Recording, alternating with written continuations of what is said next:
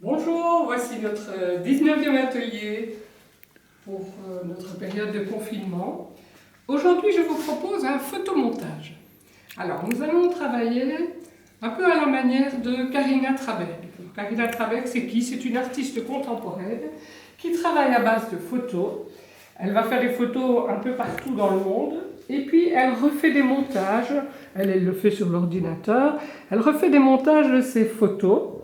Mais elle ne se tracasse absolument pas de la perspective. Donc vous voyez que dans ces paysages, ce n'est pas toujours très logique au niveau de la perspective, mais ça n'a pas d'importance. Ça donne des mondes un peu étranges.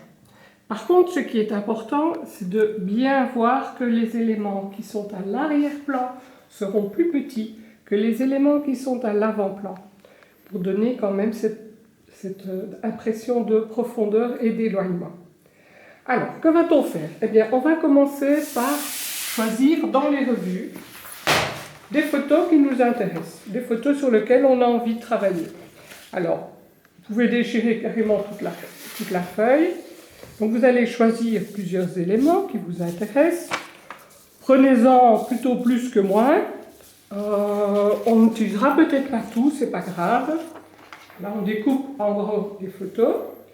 Puis on va aller découper plus précisément, découper les éléments qui vous intéressent d'une manière plus précise. Alors, au ciseau ou au cutter pour les plus grands avec une planche à découper, ça permet d'être parfois plus précis. Alors voilà, j'ai découpé toute une série d'éléments qui m'intéressent. Non, ça c'est rien du tout. Voilà. Je vais partir avec une grande photo. Donc ici, ce qui m'intéresse, c'est que j'ai du ciel, j'ai de l'avant-plan, j'ai un petit peu de tout, et je vais me baser sur ceci pour faire mon montage. Et je vais chercher mes éléments, je vais un peu réfléchir à la manière dont je vais disposer mes photos. Voilà, on va mettre un petit pont, tiens ici, on pourrait prolonger le petit pont. Vous voyez que j'essaye de faire des jointures logique. Voilà, ici, je profite de mon piquet pour cacher le bord de ma photo. Je vais bien mettre ma petite loutre là, elle est trop mignonne. Une petite loutre. Voilà. J'aime bien cette petite maison. On va peut-être plutôt mettre ceci. On va mettre la petite maison ici. Voilà. Je vais venir mettre un petit peu de végétation pour cacher ici le bord qui n'est pas très logique. Voilà.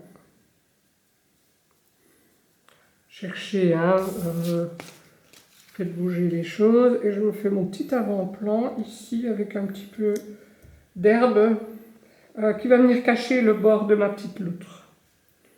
Voilà. Faites bouger un peu les éléments. Cherchez, moi j'avais un petit peu déjà préparé le terrain. Vous pouvez regarder un petit peu au départ de vos photos ce que vous pouvez faire. Voilà, moi je vais m'arrêter là.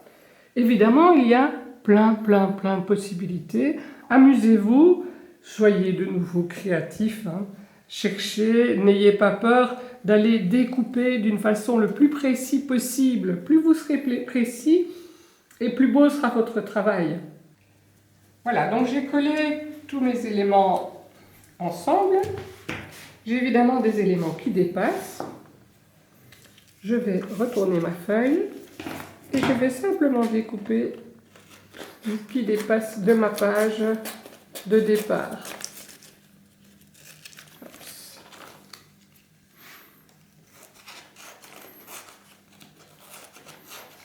Bien proprement.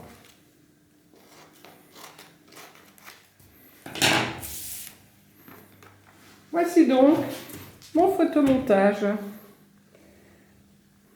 Alors demain, nous repartirons de ce photomontage pour faire un autre travail, vous verrez ce qu'on peut en faire. Je vous souhaite un bon amusement. Surtout soyez créatifs et précis, soigneux, c'est important.